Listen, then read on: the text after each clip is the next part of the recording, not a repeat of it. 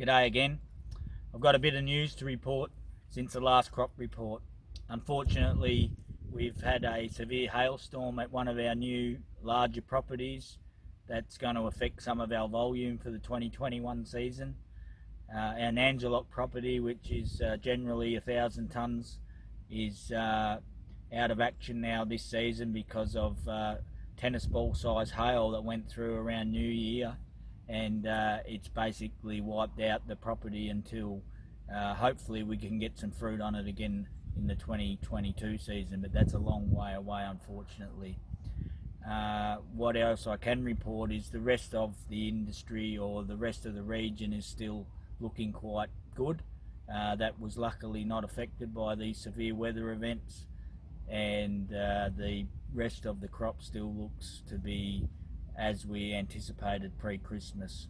So an average or just better than average crop, with some nice yields on the Thompson Sultana, still some great yields on Sun Muskets, the new varieties, Sunglow, and also our Carina Currants. So all in all, we're still set for a good season, but the bad news of the hail has put us a little bit on the back foot until we get to the harvest this year. The Thompson Sultana, which is the traditional sultana that you normally know Australia for, is about 4 weeks away. It's a little bit earlier than a Sun Musket or the late varieties like Sunglow, so we usually cut that fruit in late February. This is a typical bunch at the moment. It's still got a bit of green to it, but we're starting to see some of that yellow golden colour come through into the fruit, which we hope to produce some nice light coloured fruit for this upcoming season. If you come into the panel at the moment, you can see this is a typical panel that we have from Sultanas this year. There's quite a good bunch count, and we're expecting a better than average yield from Sultanas this year, as we had quite a low yield last year across the district. So Thompsons look good. As long as we have good weather, we should have some really nice Thompson Sultana to offer this season.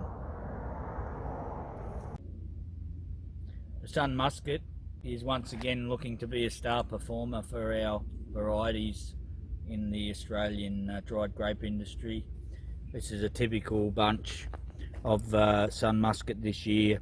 Still very early for Sun Musket, so we don't normally cut this until very late Feb, early March, depending on the maturity.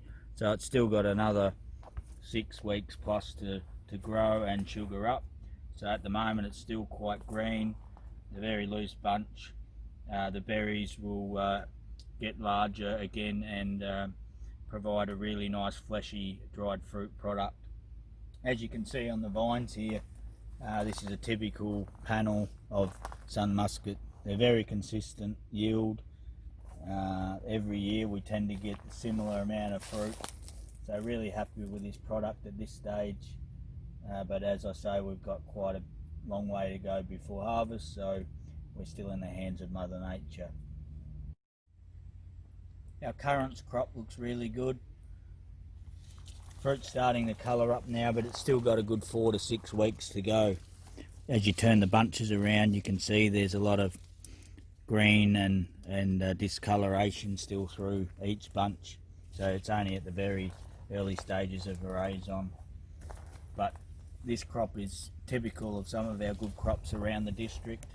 There's a lot of bunches, expecting a very similar crop to last year in currants, so we'll have some nice quality to offer.